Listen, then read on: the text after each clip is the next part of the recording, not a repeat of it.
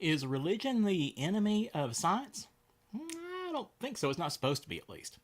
Hey, I'm John.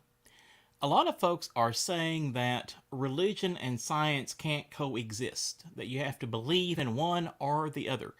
And I think that might be a bit of an extremist kind of view. I myself am a person of faith. I'm a pastor, kind of need to be a person of faith. And I'm also a huge science geek. I love sciencey stuff. My One of my favorite mugs was given to me by my wife. It says rocket fuel. It's from the Stafford Air and Space Museum.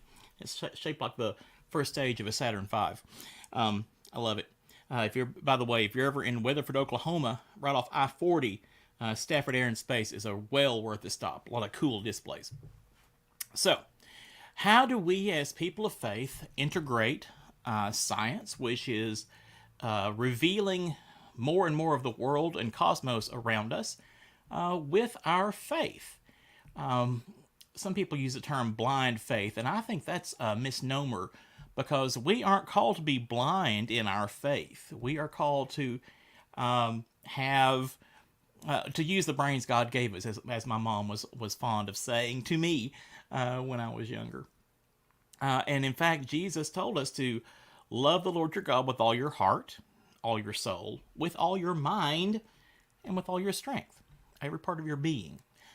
So science and faith don't have to be enemies of each other. There are some folks who say that you have to believe certain things, and there are certain tenets that we as people of faith, we as Christians, have to believe in.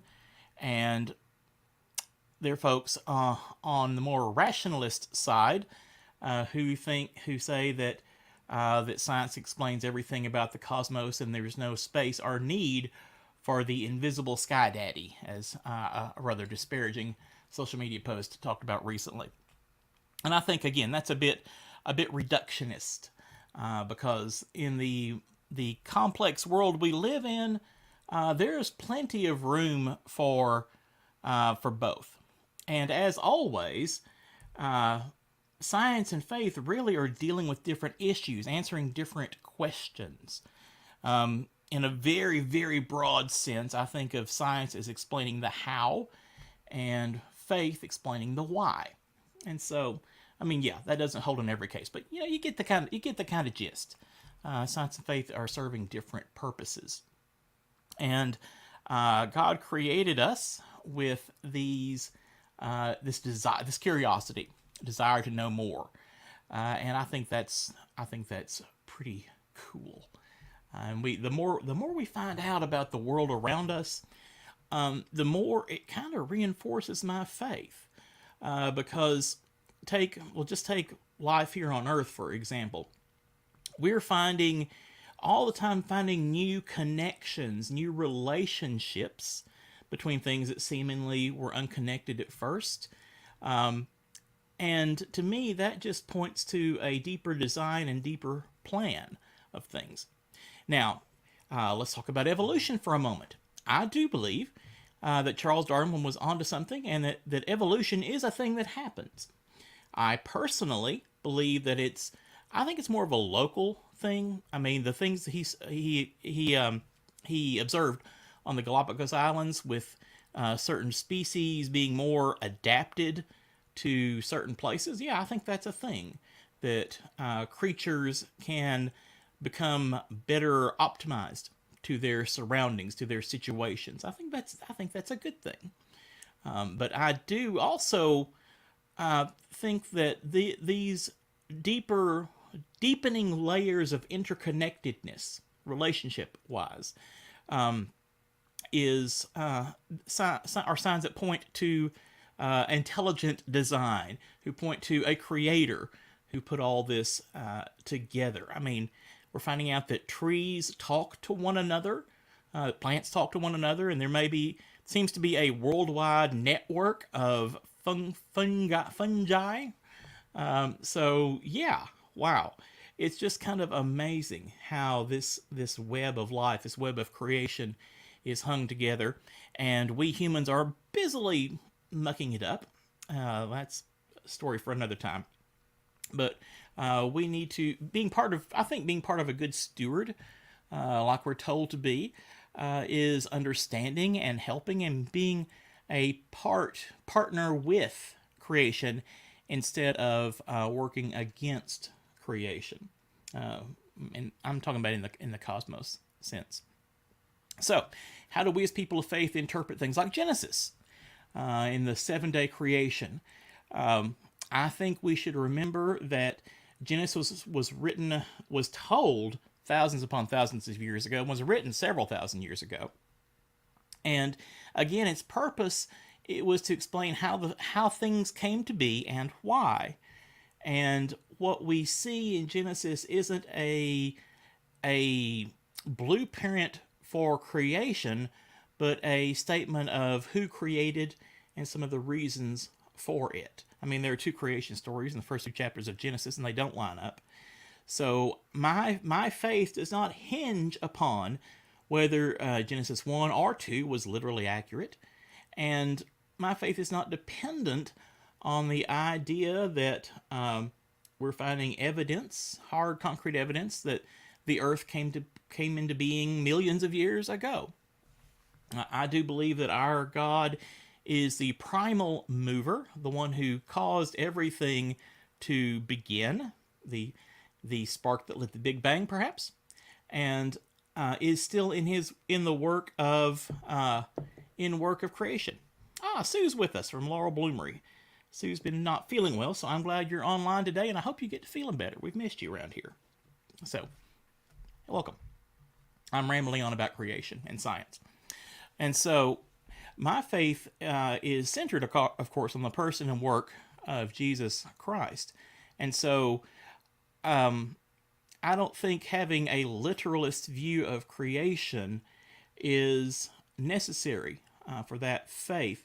But I do believe that understanding and saying that God is creator of all is the proper way to put that together. So God has created all of this, and then expects us to honor it, to explore it, to be thankful for it, use it for our own good, not destroy it, and then lead lives that are faithful to that. So yeah, science and religion, they aren't enemies. They're answering different questions. And it's amazing how we can be filled with awe when we start exploring the wonders of creation. I mean, the more we discover, the more amazing it becomes. And I think that's the proper response, that discovery leads to wonder, awe, and amazement, and hopefully thanksgiving and a deeper faith. I don't believe we'll ever get to the bottom of it, so to speak. We're never going to build a telescope so big that we find God on His throne. We're always going to be explorers, and that's a good thing. I mean, that's one of the ways that we echo our Creator, that we are like God in that we're given this desire to explore and to know and to create, and those are good and wonderful things. I think that's a real blessing.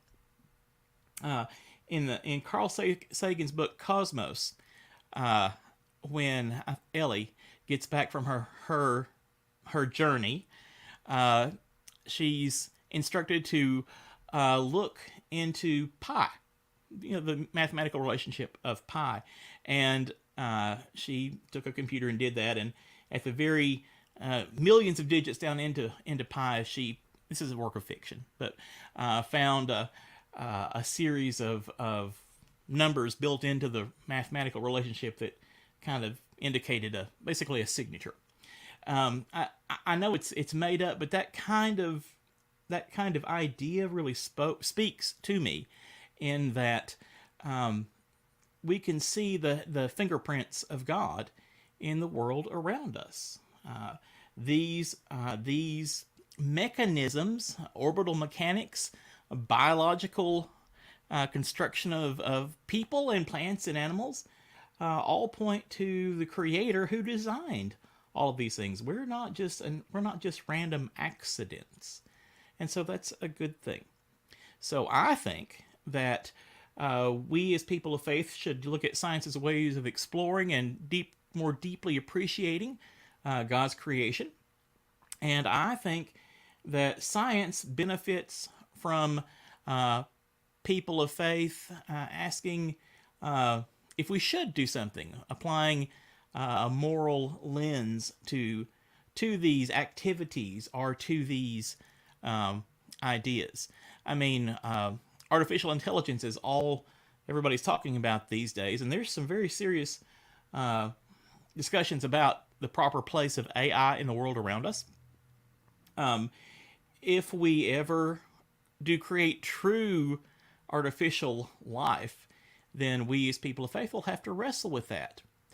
And me personally, I'm thinking that if we do ever really create artificial life, and it's not going to be anytime soon, I think that our God is capable of giving that the spark of divine, a soul, if you will, just as surely as He's able to install a soul, a spark of the divine, in these